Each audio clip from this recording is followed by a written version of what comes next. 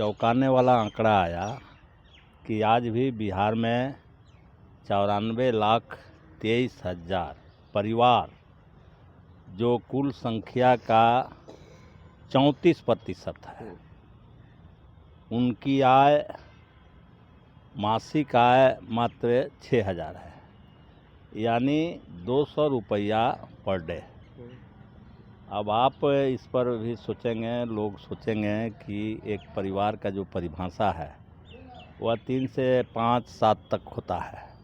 अगर हम 4 ही 5 मान लें तो 5 सदस्य के लिए 200 रुपया, इससे आसमान छूती महंगाई के दौर में कैसे उनको भोजन मिलता होगा, कैसे उनके कपड़ा, कैसे उनके दवा, कैसे उनके भोजन, कैसे उनकी पढ़ाई, कैसे उनके हितनात के देख रेख कहाँ से होता होगा।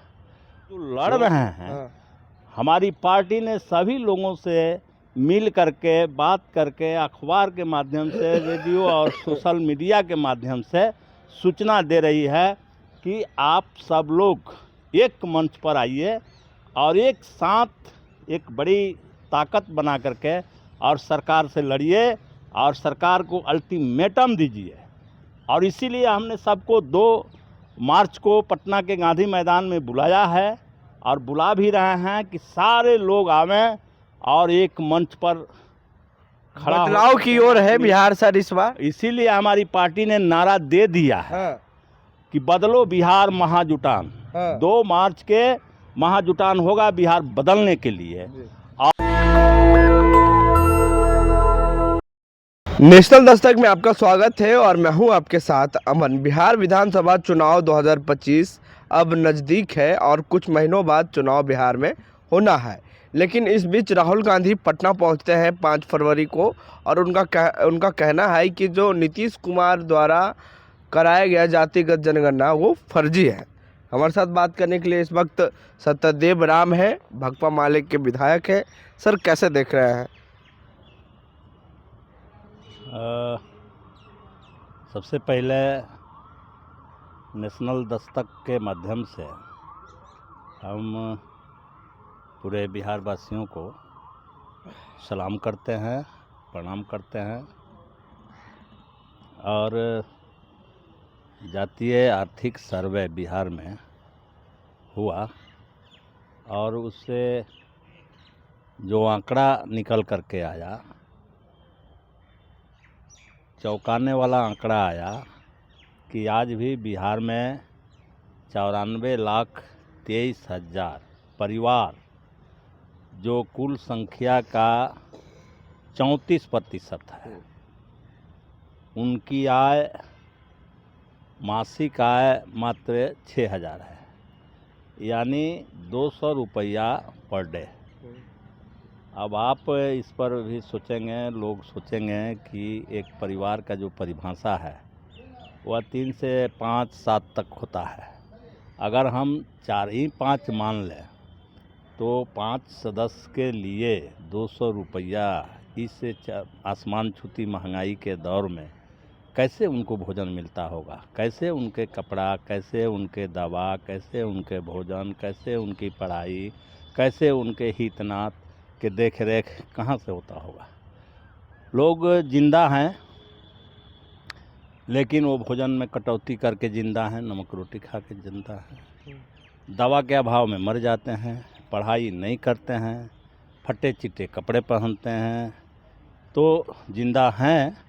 लेकिन यह उनके साथ ये एक तो सरासरी अन्याय है और सरकार जो गरीबों की बात करती है उसका पोल खोलने वाला ये आंकड़ा जो पूरे देश में लोगों को चौंका दिया है। और इसके लिए हालांकि उस समय जो महागठबंधन की सरकार थी और हमारी पार्टी भी महागठबंधन को समर्थन दिया था, हम लोगों की बातचीत होती रहती थी। हम लोगों ने कहा कि भाई ये आंकड़ा आ गया, तब ऐसी परिस्थिति में ये बहुत कम आय वाले लोगों को तत्काल जीवन यापन के लिए सहायता की ज़रूरत है और उसी समय नीतीश जी ने 2 लाख रुपया हर परिवार को देने की घोषणा की। और ये बात जनता के बीच चली गई। अब वो कुछ ही समय बाद जब देने की बारी आई तो चले गए भाजपा के गोद में, और वो मामला एक तरह से सेंटिंग पोस्ट में पड़ गया। वो गरीबों को 2 लाख रुपया नहीं मिल रहा है, और उसमें इतना कचरा भर दिया गया कि उसमें से निकालना मुश्किल हो गया है, और लोगों को अब उम्मीद कम है, क्योंकि ये 94,23,000 परिवार तो आया तबे तो ये आंकड़ा बना। तो वो तो जान ही रही है सरकार कि कौन कौन लोग इस दायरे में हैं। अब उनके लिए अब प्रमाणित करने का ये जिम्मा दे दिया गया कि अब वो फिर से प्रमाणित करें कि हाँ हम उस सूची में 94 लाख के सूची में हैं। अब वो प्रमाणित करने को दे दिया गया। अंचलाधिकारी वो गरीबी के सर्टिफिकेट बनाने के तैयार नहीं है, और ऐसी स्थिति में वह मामला पूरा उलझा हुआ है, गरीबों को मिलता हुआ नहीं दिख रहा है। हम लोग इसके लिए लड़ाई शुरू किए हैं। हम लोगों ने बिहार के सभी प्रखंडों पर आवेदन देने का काम किया और आय प्रमाण पत्र के लिए संघर्ष कर रहे हैं। सर ये एक सवाल है, राहुल गांधी का कहना है कि जो नीतीश कुमार ने जातिगत जनगणना करवाई उस समय कांग्रेस भी महागठबंधन में थे, आप लोग भी थे महागठबंधन में, तेजस्वी यादव भी था, वो गलत है और इस तरह से फर्जीवाड़ा वाला जातिगत जनगणना नहीं होगा और तेलंगाना के तर्ज पे पूरा देश में हम जातिगत जनगणना करवाएंगे। है मिशन है। ये जाति जनगणना को हम लोग मानते हैं, और जो आंकड़ा निकला है उसको ठीक करने के लिए हम लड़ते हैं। उसको ठीक करने के लिए हम 94 लाख परिवारों के लिए लड़ते हैं। अब इसमें हम उलझना नहीं चाहते हैं सही और गलत में। लेकिन जातिगत जनगणना हुआ, लेकिन जातिगत जनगणना से ही तो 94,23,000 लोग आए जिनकी आय मासिक आय 6,000 से कम है जी। ये डेटा सामने आ गया और सरकार ने उसको 2 लाख रुपया देने की घोषणा कर दी जी। अब तो हमारी लड़ाई है कि उन लोगों को 2 लाख रुपया मिले जी। और हम उसको एक तरह से सही करार देते हैं। सही करार देते हैं तब तो हम उनके लिए 2 लाख के जो नीतीश जी ने घोषणा की है वो लेने की बात करते हैं। न तो हमको तो पूरा देश में जातिगत जनगणना होना चाहिए। हाँ, ये हमारी भी मांग है कि बिहार ही क्यों पूरे देश में जातीय आर्थिक गणना होनी चाहिए,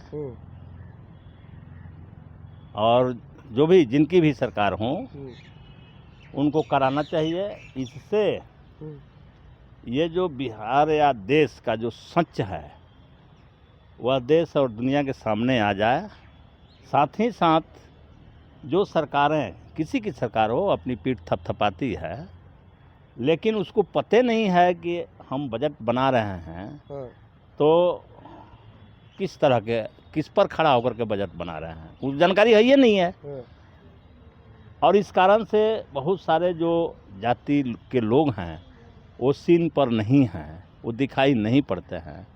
तो इसीलिए वो जातीय गणना और आर्थिक सर्वे दोनों एक साथ होनी चाहिए ताकि वो पूरा फिगर, वो पूरा दृश्य सामने रख करके और तब देश का और राज्य का बजट बनेगा तो लोगों तक राहतें पहुंचेगी। एक अंतिम सवाल ले लेते हैं सर, चुनाव नज़दीक है, बिहार विधानसभा चुनाव में बिहार किस ओर है इस बार? देखिए, बिहार इस बार सही ओर रहेगा, ये आप जान लीजिए। जिन मुद्दों पर जो पार्टी अपनी बात करती है, भाकपा माले जनता के मुद्दा को चुनाव का मुद्दा बनाने का सारी कोशिशें कर रही है। आज भी हमारे महासचिव दीपंकर जी से सुने होंगे, हम लोग ये जनता के मुद्दा को चुनाव का मुद्दा बनाना चाहते हैं और वो बन रहा है। आप देखेंगे कि बिहार में कितने प्रकार के संविदा कर्मी हैं, मानदेय कर्मी हैं, ठेका कर्मी हैं, और लोगों ने उम्मीद लगा करके और सरकार के प्रचार एडवर्टाइजमेंट के अनुसार, नोटिफिकेशन के अनुसार लोगों ने चला गया उस काम में। कोई 50 रुपया रोज़ पर चला गया है, कोई उससे भी कम पर चला गया है। आशा है, रसोईया है, आशा है, आंगनबाड़ी है, ये आपको रात्रि प्रहरी है, ये आपको नगर पंचायत, नगर निगम के सफाई कर्मी हैं, किसान सलाहकार हैं। इस तरह से 2 दर्जन लोग हैं जो काम कर रहे हैं सरकार के, और उनको जीवन यापन भर मजदूरी नहीं मिलती है। ये सब मुद्दा रहेगा चुनाव में, तो ये मुद्दा रहेगा, और ये 2 लाख का मुद्दा रहेगा। बदलाव होगा इस बार। अभी गरीबों को 2 लाख रुपया मिले, ये मुद्दा रहेगा। और जगह जगह जो किसान लोग छोटे छोटे दायरे में अपने प्रश्न पर लड़ रहे हैं, जैसे अभी यूपी के बॉर्डर मेहरौना से लेकर के और सीतामढ़ी तक राम जानकी पथ बन रहा है, और उसमें ज़मीन अधिग्रहण हो रही है, और किसानों को जो उचित मुआवजा मिलना चाहिए वो नहीं मिल रहा है। 2013 भूमि अधिग्रहण एक्ट जो केंद्र सरकार का है, और वो एक्ट लागू नहीं हो रहा है, वो लोग भी अपना लड़ाई लड़ रहे हैं। तो इस बार बदलाव के मूड में जितने लोग जो लड़ रहे हैं, हमारी पार्टी ने सभी लोगों से मिल करके, बात करके, अखबार के माध्यम से, रेडियो और सोशल मीडिया के माध्यम से सूचना दे रही है कि आप सब लोग एक मंच पर आइए और एक साथ एक बड़ी ताकत बना करके और सरकार से लड़िए और सरकार को अल्टीमेटम दीजिए। और इसीलिए हमने सबको 2 मार्च को पटना के गांधी मैदान में बुलाया है, और बुला भी रहे हैं कि सारे लोग आवें और एक मंच पर खड़ा बदलाव की ओर है बिहार सर इस बार। इसीलिए हमारी पार्टी ने नारा दे दिया है कि बदलो बिहार महाजुटान। 2 मार्च के महाजुटान होगा बिहार बदलने के लिए, और ये नीतीश बाबू को, ये एनडीए के सरकार को सीधा शब्दों में ऐलान होगा कि अगर ये सारी मांगे पूरी समय सीमा के अंदर नहीं करते हैं तो 25 में होने वाले चुनाव में आपकी विदाई करने के लिए बिहार की जनता खड़ी है। शुक्रिया सर बातचीत करने के लिए। तो ये सत्यदेव राम है, इंडिया अलायंस के विधायक हैं, और इनका साफ कहना है कि बिहार में इस बार चुनाव जो होगा वो जनता के मुद्दों पे होगा, और इस बार जनता बदलाव करेगी। और नेशनल दस्तक की आपसे गुजारिश है कि अगर इसको बचाना चाहते हैं तो नेशनल दस्तक को सब्सक्राइब करने के लिए रेड कलर के सब्सक्राइब बटन को दबाएं, फिर बेल आइकन की घंटी दबाएं। नेशनल दस्तक को बचाने के लिए बहुत ज़रूरी है कि हर खबर को शेयर करें, लाइक करें, कमेंट जरूर करें।